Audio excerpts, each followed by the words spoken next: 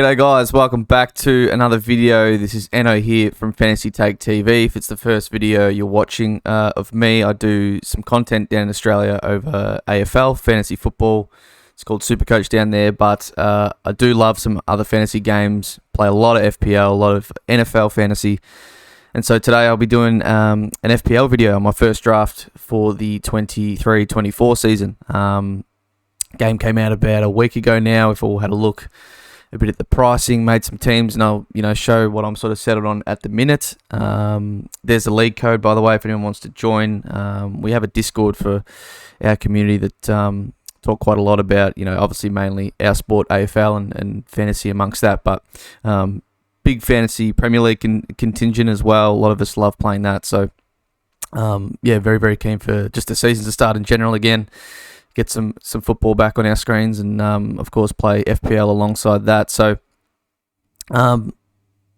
first initial thoughts on some pricing. I think Haaland at 14 sort of had to be that, and to be honest, already looking now, he probably could have been more. Probably could have been 14.5, something like that. Maybe even 15 would have been crazy, but it would have at least made people think about it, because still 80-something% of managers, what is it, 84, 85 I'm looking at right now, still have him in their team. And so, clearly the price wasn't enough to deter. You want to deter at least maybe 30-40% away from going in, but the fact he's going to be 85% owned heading into game week 1, pretty much captained by, I'd want to say, at least 95% of those owners, it does make the game a little bit less exciting. So that's neither here nor there. It's hard for them to, he's such a game breaker. He comes to the Premier League, scores 270 points in his first season. It's just ridiculous.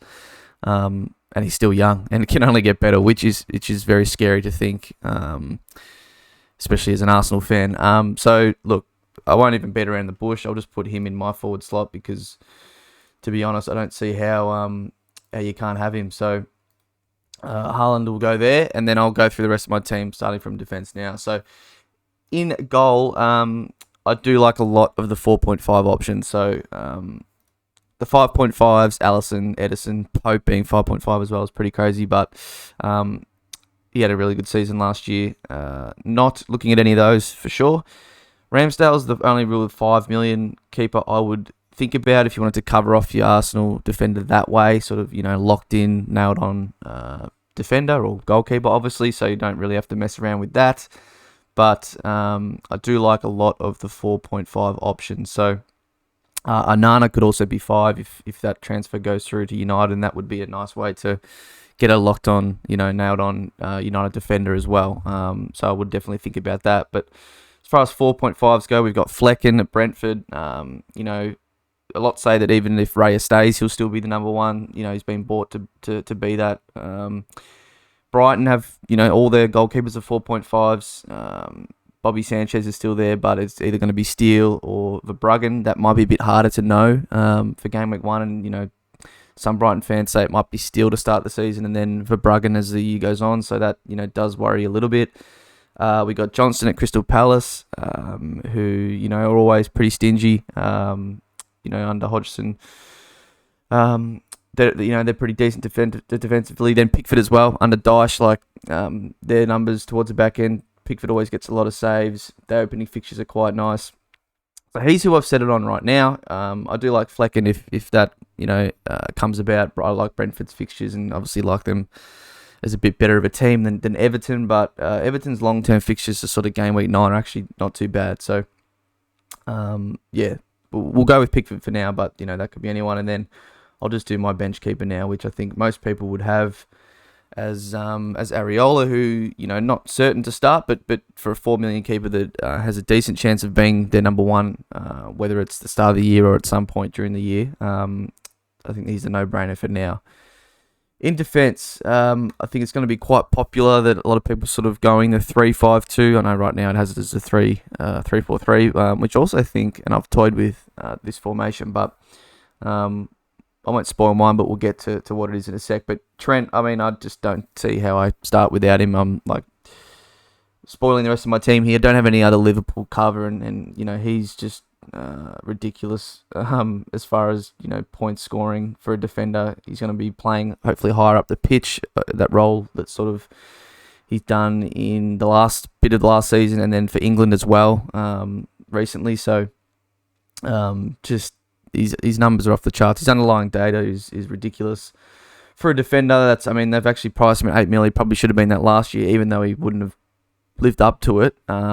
Scoring, I think, what was it, 150 points, something around there. So, this year I think Liverpool are going to have a big bounce back, get more clean sheets, and then obviously his attacking potential is ridiculous. So I just don't see how I start without him, to be honest. And then in my other defender spot, it is quite funny to look at, or annoying in a sense. Stupinan has 51% ownership, and I just can't go without that to start. It's too scary. Luton at home, then they've got Wolves away, West Ham at home. Wolves away makes it a bit more difficult, but Wolves, their outlook this year looks pretty bleak. So I'll go for Stupinan, West Ham at home after that, and then you'll probably want to have either rotation piece in your squad, or look to move him on for Newcastle at home, United away, because then it does get quite tough. Bournemouth at home, very nice, of course. Villa away, I expect them to concede in that game. I think Villa are quite good and going to have a big year. And then you come into Liverpool, Man City, so you either want to be getting rid of him, I would say, around game week 3, or have a rotation piece where you can play him for 4 and 5, get Stupinan back on for 6, but then you probably want him gone for the next 3 as well. So look, these fixtures do open up again after that, but I would, either try and have a rotation piece that works nicely with him so you can hold on to him, or look to probably get rid for game week 3. And then in my other spot, I've been tossing up. I'll have an Arsenal defender here unless I get Ramsdale. So it's sort of between Ramsdale, if I opt for that, Gabriel or Zinchenko. And right now I've got Zinchenko. Gabriel's getting a lot of traction at the minute, which he did have, I think it's the second highest XG for a defender last year. I think it was a 5 or 6. So his goal threat's quite nice, but we don't really whip balls into the box anymore, not how we play. So it's more just opportunistic from corners, or maybe a couple free kicks we get, outside the box. But it's actually quite close. Gabriel's 16%, Saliba 14%, and Zinchenko's actually the lowest of those 3 at 14%, and then Ben White 5.5 mil, 10% ownership. I just don't know why he was the one priced at 5.5, but that's neither here nor there. So right now I've got Zinchenko. Actually scored the least amount of points from all those last year, but he didn't play as many games, and our opening fixtures are just quite ridiculous. So I would definitely have an Arsenal defender. I'd triple up on Arsenal no matter what. It just depends which way you go. Some might go 3 attackers. That's a harder part of the field to predict, on minutes. So I would definitely just opt for, I think Zinchenko is going to start on the left, left back and invert into midfield to start the season. I don't think Kiwior will get in, or Tomiyasu's there as backup, and then we've got Timber coming in on for the other side. So I think Zinni will start the season. Maybe you could say he's a bit more prone to injuries, but we'll go with him for now. See what happens there. In midfield, this is where all the value is, and this is why everyone's got 3-5-2 drafts, rocking full midfields of players, and I don't blame them for it. I'm going to go for Rashford. He's at 40% ownership. I just see that as something that, if they don't buy a striker, and to be honest, even if they did, someone like a Højlund who's, over in Scandinavia, he's still a young fella, I believe. So I still think Rashford would be heavily relied upon, and we just saw what a bounce back to form he had last year. And they opened with Wolves at home. Very nice fixture, of course. Spurs away, a bit more difficult. Back to Forest at home. So, good 3 opening fixtures. Arsenal away, obviously not great, but he scored against us there last year. Brighton at home, Burnley, Palace. It's pretty, it's not a great run of fixtures in a row, but it's a really nice opening set of fixtures. And then, even with Man City here in between Sheffield, Fulham, Luton, Everton, it's very nice sort of solid long-term fixtures. So someone you could hold for quite a while, I'd believe. And then, even captain him in some weeks where maybe Haaland had a more difficult fixture, but you'd always be ballsy to do that, of course. Next in there would be Saka. I mean, his ownership is at 50%, and I think for good reason as well. Third highest owned in the game, basically the same as a Stupinan. Just priced silly. Like, I think Rashford should probably be 9.5, Saka 9. Then Bruno 8.5 if you want. The fact that Saka is the same as Odegaard just doesn't really make sense. I love Martin, of course, but he had a season completely out of the box last year as far as scoring wise. Like, he's not going to keep up those attacking returns for this season. I would almost guarantee it. Whereas Saka is on penalties, he's one of our main threats to goal. So very, very strange pricing, but it is what it is, and it just means Saka's going to be highly owned and maybe more of a not boring pick, but less differential than you'd like. So got him there. The man you see on the left there, Mr. Phil Foden, is someone I just can't resist not putting in my team, especially in the first draft. Before we know what the minutes will be, how he's gone in pre-season. I want to see Phil there. Probably one of my favourite players in the league, not wearing an Arsenal shirt, and bit of love-hate with the man, but I think he's super, super talented. When he gets a run of games in that Pep team, he can absolutely bang. His ceiling's very, very high. Unfortunately, had a bit of a bad relationship with him last year. Did also start him. Got into that period where he was just coming off the bench a lot. Sold him the week before they went to Old Trafford, or they played at home. I forget. Neither here nor there. They scored 6 goals against United, and he had 3 goals, I think 2 assists, and absolutely dominated. And that was the exact week they sold him. So very, very sad. But looks like any decent chance of getting minutes. I want him in my team. I don't want to. We've got Haaland, but everyone does. It's not really great Man City cover in the end. We all captain him, and even that doesn't get you much points. So having another attacker there like Phil just makes it more exciting. With watching a City team that you think is going to dominate most games and score goals, you want another piece of the pie a different way. So Phil gives that for me. I really hope he obviously starts the season playing. And then another one that's very popular, and I guess it's fair as well, is Mbommo, who... if they don't, again, buy a striker starting up top for Brentford, should be on penalties. I think he's in the last 6 games without Tony, he's got 3 goals, 2 assists.